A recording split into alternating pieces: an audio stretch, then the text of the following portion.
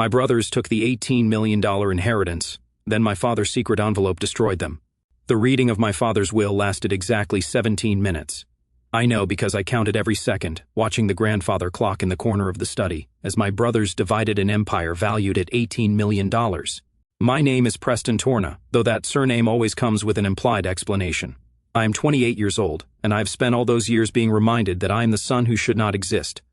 My father, Victor Torna, built his real estate empire from nothing, or at least that is what the Forbes article said. He died 5 days ago at his desk, his hand still gripping a pen, signing contracts until his heart gave out.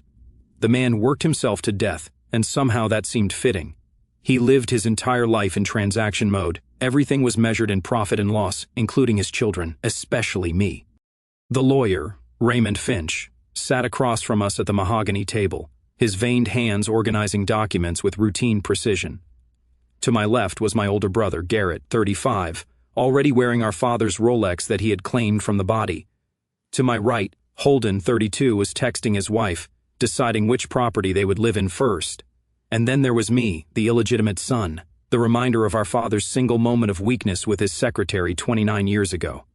The Manhattan properties, including the 3 penthouses on Fifth Avenue and the 2 commercial buildings in Tribeca valued at $8 million, I leave to my son Garrett, Finch read, his monotone voice echoing in the wood-paneled room. Garrett smirked with satisfaction and poured himself another glass of my father's century-old whiskey. Finally, he said, the old man recognized who really ran the New York operations. The Hamptons estate, the entire collection of yachts, including the Celestial Dream, and all vehicles in the Long Island Depot, valued at $7 million, I leave to my son, Holden. Holden laughed out loud. The cars.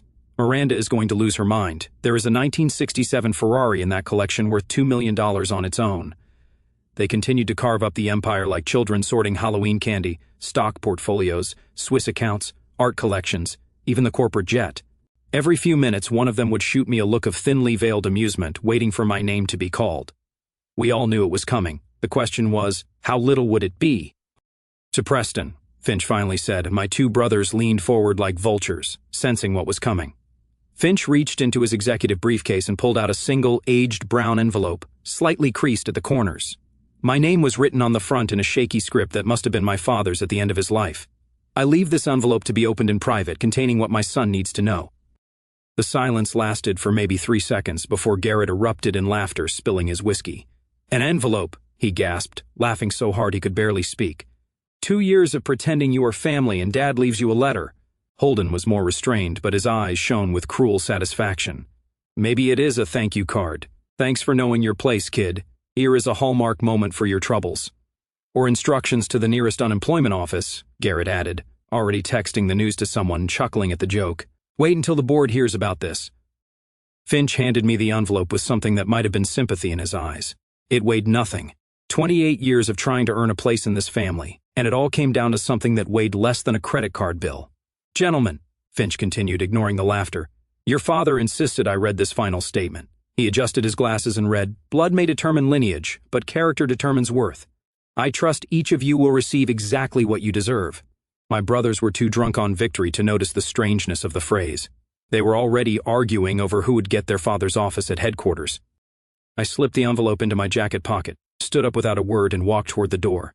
Hey, Preston, Garrett shouted. If you need a job, maybe there is an opening in building maintenance. You would have to start in the basement. But hey, you were already used to being beneath us, right? I kept walking. The laughter followed me through the marble foyer, past the portraits of Torna ancestors, and out into the October afternoon where my 10-year-old Honda sat parked between their Maseratis, like the punchline no one needed to say. Inside that envelope was a bank account number and 11 words that would unravel 25 years of lies. But I did not know that yet. All I knew was that I was done begging for scraps from their table. I sat in the car with the engine off, staring at the envelope with my name written by a dying hand, and wondered what final insult my father had saved for the end. I never belonged to the Torna family, and everyone made sure I knew it. From the time I could understand words, I understood that I was different, lesser, tolerated, but never truly accepted.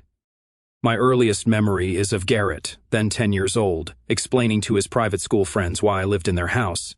That is Preston, he said, pointing at me playing alone in the corner.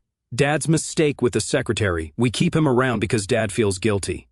My mother, Diane Russo, died when I was 3. A car accident on the Long Island Expressway. That is what I was told. Single vehicle brake failure, tragic but simple. She had been Victor's secretary for 5 years, and from their affair, I was born, the living proof of my father's one lapse in judgment. Victor's legal wife had already died of cancer 2 years before I was born. So, when Diane died, Victor took me in. Not out of love, as I later learned, but out of obligation. The Torna mansion in Westchester had 32 rooms of cold marble and impossible standards. While Garrett and Holden had their names carved into their bedroom doors, mine simply said, Guest Room 3. At family dinners, I sat at the far end of the table, close enough to be present, but far enough to be forgotten. Victor would ask his sons about their days at Princeton, their internships at the company, their opinions on market trends. To me, he would sometimes just nod and ask if I needed anything for school. No, sir, was always the answer, even when I did. Holden was more subtle in his cruelty than Garrett, but also more effective. Where Garrett used brute force, Holden used surgical precision. He would invite me along with his friends only to spend the time explaining why I could not participate. Preston cannot come to the country club, guys. They require legitimate members. Or my favorite, Preston understands why he cannot be in the family photos. It would confuse the investors. I learned to be useful to survive. When Garrett needed someone to write his college essays, I did it. When Holden needed someone to take the blame for crashing the Mercedes, I took it. When Victor needed someone to work 18-hour days at the company without complaint or recognition, I was there. I became fluent in the language of servitude, believing that if I just worked hard enough, sacrificed enough, maybe one day Victor would look at me the same way he looked at them. But it never happened. At Torna Industries board meetings, I was introduced as a protege or a special project. At charity balls, as a young man Victor mentors. Never a son, never family. I watched him pose for photos with Garrett and Holden at corporate events, while I held their coats off camera.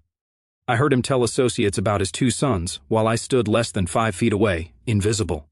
The absurdity was that I outmatched them both in every measurable way. While Garrett and Holden coasted through their Ivy League educations, admitted by legacy and maintaining mediocre grades, I earned my place at MIT on merit scholarships. While they showed up to board meetings hungover and unprepared, I built my own consulting firm from scratch, landing 6-figure contracts by the age of 25. My clients included Fortune 500 companies that would laugh Garrett out of the room, but none of it mattered. You cannot legitimize yourself through achievement, Victor once told me, the closest to an acknowledgement he ever gave. You are what you are, Preston. Accept it. And I tried. I dated a woman named Rebecca for 2 years without ever introducing her to the family. How do you explain that you are both a Torna and not one? I rented a small apartment in Brooklyn despite theoretically having access to various family properties. I built a life parallel to the Torna empire, like a satellite that orbits but never lands. Then Victor began to get sick. The heart problem started last year, and despite the best doctors money could buy, we all knew time was running out. Garrett and Holden started circling him like sharks, visiting more frequently, suddenly interested in their father's stories and advice. They spoke openly about their inheritance plans in front of me, debating which properties they would keep and which they would sell. What do you think Preston will get? I heard Miranda, Holden's wife, ask at a family dinner.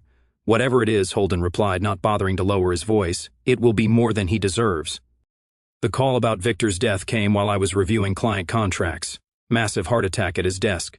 His secretary said they found him slumped over acquisition papers, pen still in hand. Somehow that detail saddened me more than the death itself. The man died exactly as he lived, alone with his work, measuring value in square feet and profit margins. 5 days later, standing in that study, watching my brothers celebrate their fortune, I realized I had spent my entire life trying to earn the love of a man who had none to give.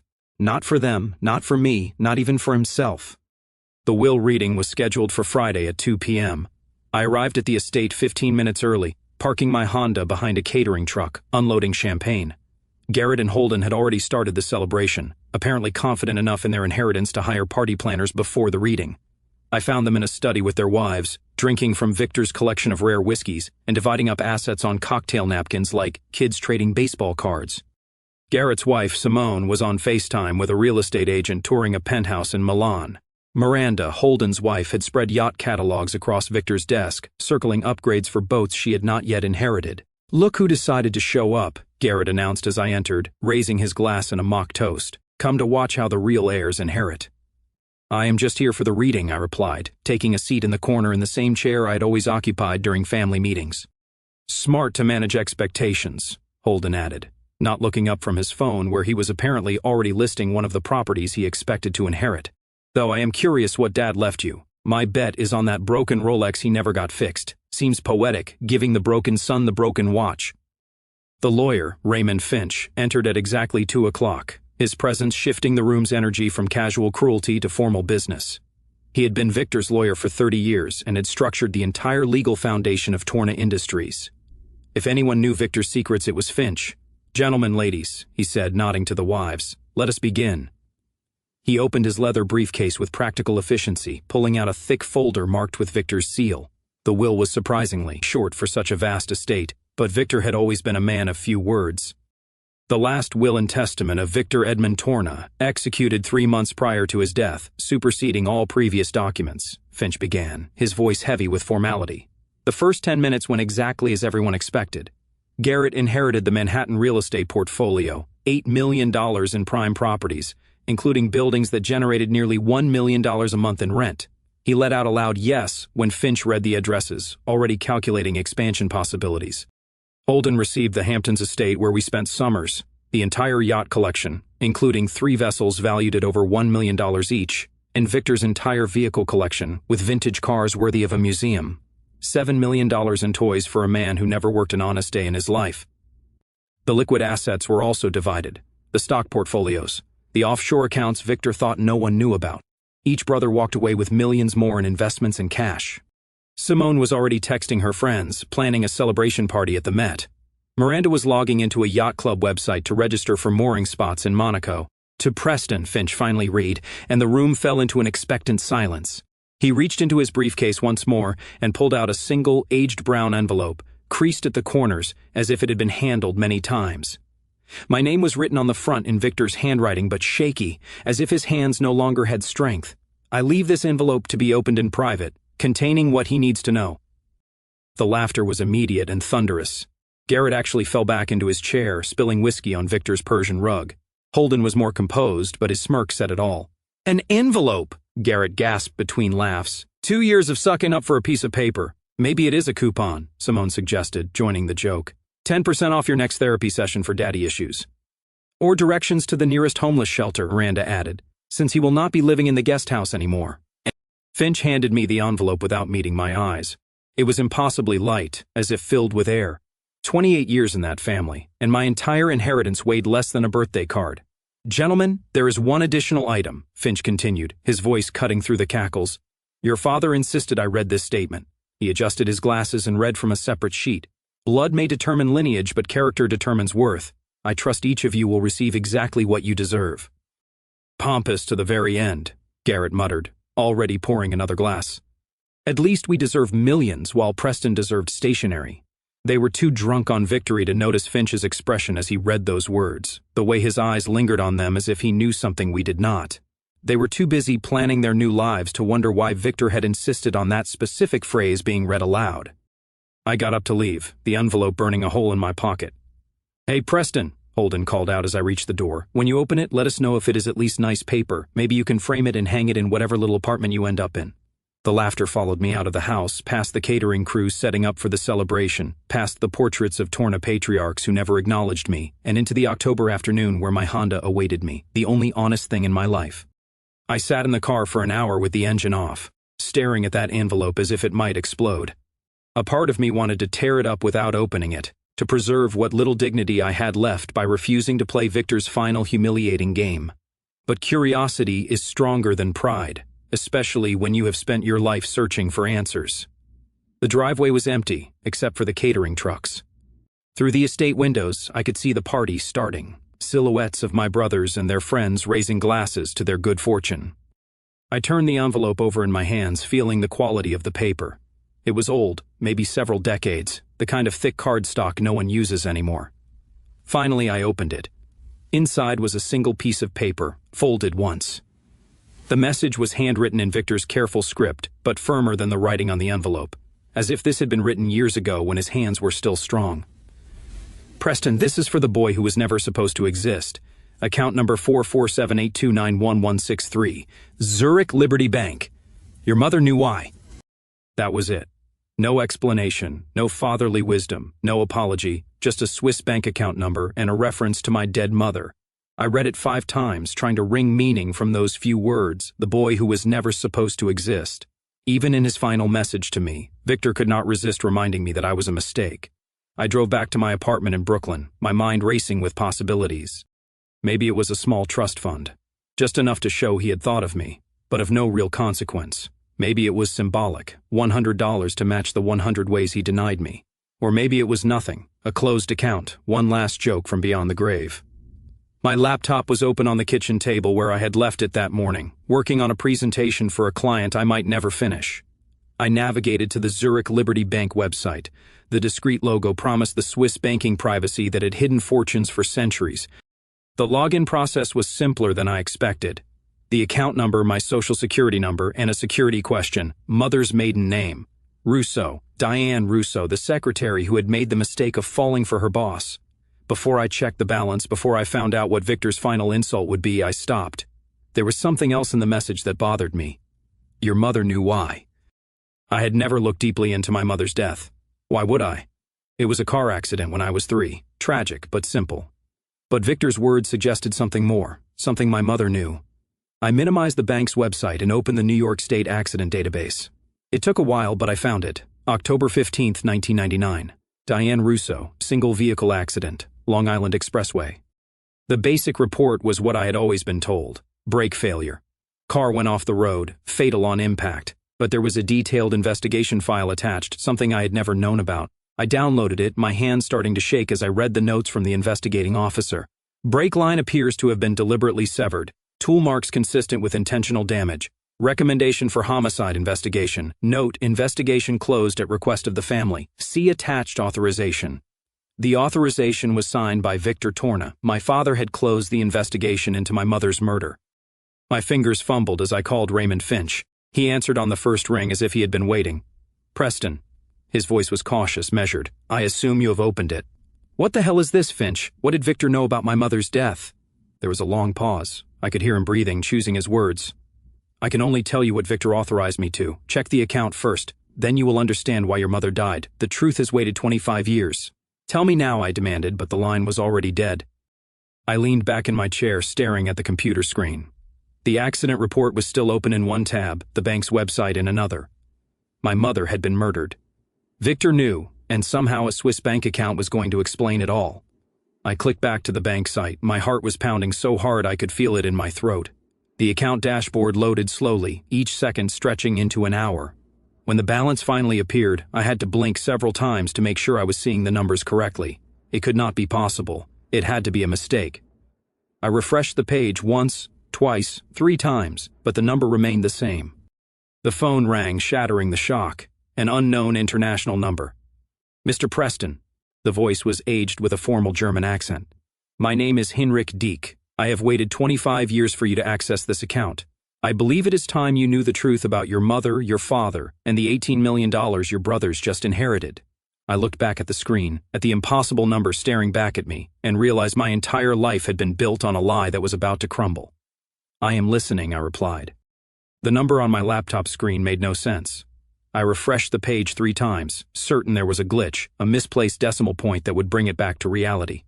But the balance did not change. $127 million. Mr. Preston, are you still there? Hinrich Dieck's voice pulled me from my shock. This cannot be real, I managed to say, clutching the phone as if it might vanish. There must be some mistake. There is no mistake, Dieck replied, his German accent weighing each word. This account has been growing for 29 years, waiting for this moment. But the money, Mr. Preston, is only the beginning of what you need to understand. I clicked on the account history, scrolling through decades of deposits. They began in 1996, 3 years before I was born. Regular transfers coming from something called Project Prometheus. Government serial numbers, federal routing codes. The final deposit was made on October 15, 1999, the day my mother died. Your mother, Mr. Preston, was not who you thought she was, Dieck continued. Diane Russo was not just a secretary. She was Senior Special Agent Diane Russo of the FBI's Financial Crimes Division. She was undercover at Torna Industries as part of a 3-year investigation into your father's money laundering operation. The room started to spin. I had to put my head between my knees to keep from passing out. That is impossible. She was just his secretary. They had an affair. The affair was real, Dieck said softly. That was the problem. Agent Russo fell in love with her target. You were never supposed to exist. When she became pregnant, she tried to pull out of the operation. She wanted to tell Victor everything, find a way out that would protect you both. But Victor found out first, I said, the pieces clicking into place in my mind. Yes, he discovered her true identity when you were 2 years old. But then something unexpected happened. Victor had fallen in love with her too, and despite everything, he loved you. The child who was never supposed to exist became the only genuine thing in his world of calculated transactions. I thought of all those years of cold distance, the refusal to call me his son, the constant reminders that I did not belong. If he loved me, he had a strange way of showing it. He kept you at a distance to protect you, Mr. Preston. Your brothers, Garrett and Holden, were already being groomed to take over the criminal enterprise. They were 13 and 10 when your mother died, old enough to be dangerous if they knew the truth. If they found out you were the son of an FBI agent, that your existence threatened everything they stood to inherit, what do you think would have happened? My mother's murder suddenly made sense. They killed her, I whispered. Not personally, but yes. When Garrett learned your mother's true identity, he told Holden. Together, they hired someone to cut her brake lines. They were children, but they were Torna children, raised to see threats and eliminate them. Victor found out what they had done when it was too late, and he covered it up. He made a choice. Turn his sons over for murder, or protect the only innocent person in the whole equation. Me, I said, rage rising in my throat. So he made a deal with the FBI. Your mother had gathered 3 years of evidence before her death, everything needed to destroy the Torna Empire. Victor would continue to run the operation, feeding information to the Bureau, helping them catch bigger fish. In exchange, they would leave the Empire standing until his death, ensuring you grew up protected, if not loved. And the money. Your mother had already begun converting evidence into assets, preparing to run with you. She liquidated intelligence, sold information to competitors, moved money through channels that would take decades to trace. It was her insurance policy. When she died, Victor continued the work, adding to the account every year. Every crime your brothers committed, every dollar they stole, he matched it in your account. The tainted money they are inheriting today was built on the same foundation as your fortune. The difference is, yours is clean. I stood up, pacing my small apartment, trying to process 28 years of lies crumbling in minutes. There is more, Deke said. Check your secure messages in the account. I clicked on the Messages tab. Hundreds of files appeared, financial records, photographs, recorded conversations, evidence of every crime committed by Torna Industries over 3 decades. But the most recent files were different. They dated back the last 5 years and all centered on Garrett and Holden. Your brothers are not just inheriting wealth today, Mr. Preston. They are inheriting a criminal empire, and they have expanded it with enthusiasm, adding murder, extortion, and human trafficking to the family business. Your father documented it all. He wanted you to have the choice he never gave himself. You can disappear with your fortune, or you can see justice done. The evidence is all there, admissible in court, undeniable. I stared at the files, finally understanding what Victor's last words meant. Character determines worth. He was not mocking me, he was passing judgment on us all. I sat on that power for 3 days, $127 million, and enough evidence to destroy everything my brothers had just celebrated. The rational part of me said to take the money and disappear, to build a new life far from the Torna legacy of blood and lies. But I could not stop thinking about my mother dying alone on that highway, and the 13-year-old boy who ordered her death now sipping champagne in a Manhattan penthouse. On the 4th day, I made my decision. I transferred $10 million to a new account, enough to build the life I wanted, but not so much that I would lose myself in wealth I had not earned. The rest would stay where it was, growing, waiting, a monument to my mother's sacrifice that I did not need to claim. Then I prepared 2 packages.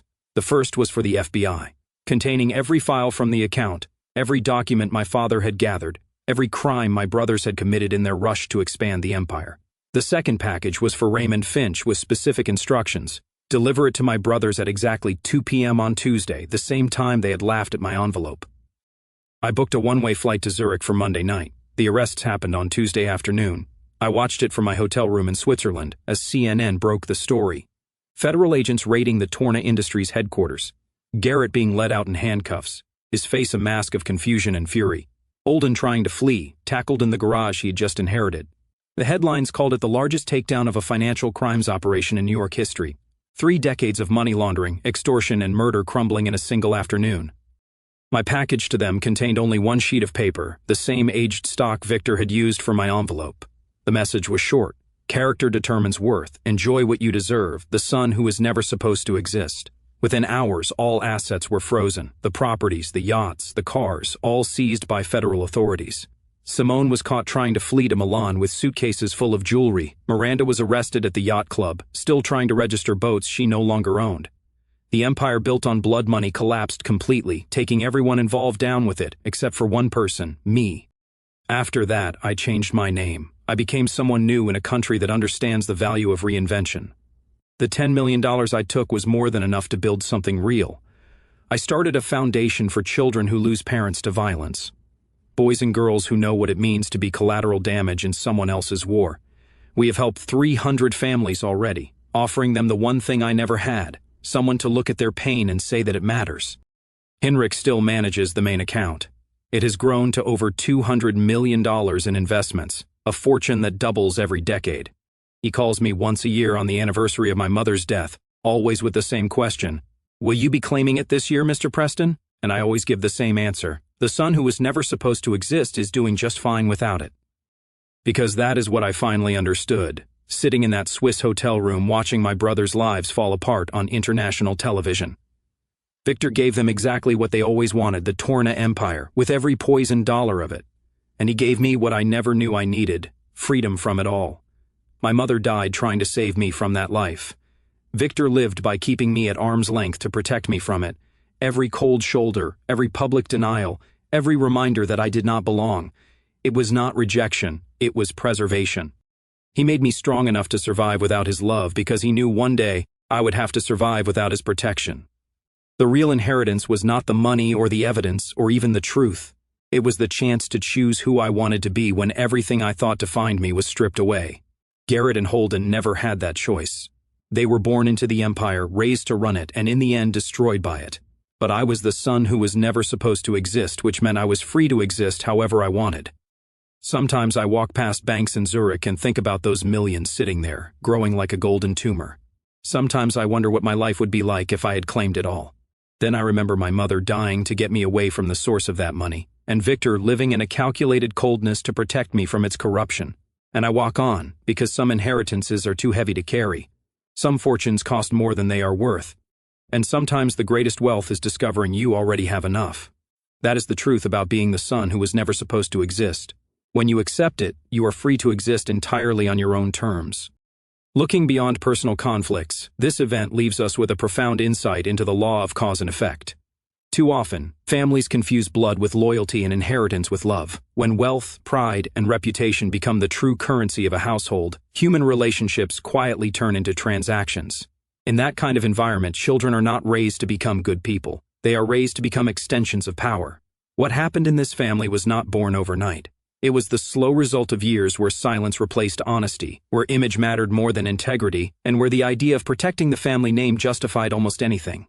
The brothers believed they were winning when they inherited millions, yachts, and buildings. But the truth was darker. They inherited the weight of every crime hidden behind that empire. Meanwhile, the son who had always been treated as the mistake turned out to be the only one who could walk away from it. In a strange twist of fate, the person who received the least from the will was the one who received the greatest freedom. The envelope that seemed empty at first glance contained something far more powerful than money. It contained truth, choice, and the chance to break a cycle that had already destroyed everyone else.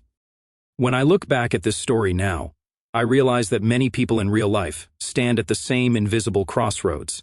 Society often teaches us that exposing the truth about family wrongdoing is betrayal, that keeping quiet is a form of loyalty, and that protecting the family name is more important than confronting the harm it causes. But silence can also become the very thing that allows injustice to grow stronger. Sometimes the bravest thing a person can do is refuse to continue playing a role that was written for them long before they were old enough to choose. And maybe that is the quiet courage hidden in this story. It takes strength to step away from wealth built on suffering. It takes strength to expose people who share your blood. Most of all, it takes strength to build a new identity when your entire life has been defined by a lie. When I chose to send the evidence, I was not destroying a family. I was ending a legacy of harm that had already destroyed countless others. And when you strip away all the money, titles, and inherited power, what remains is a simple but uncomfortable truth. Character is not proven by what you inherit, but by what you refuse to become. So here is the question that this story leaves behind for anyone listening. If you discovered that the wealth and comfort your family built its life on came from crimes that harmed countless innocent people, and exposing the truth would send your own siblings to prison but finally bring justice to the victims, would you protect your family's legacy, or would you destroy it to protect your own conscience?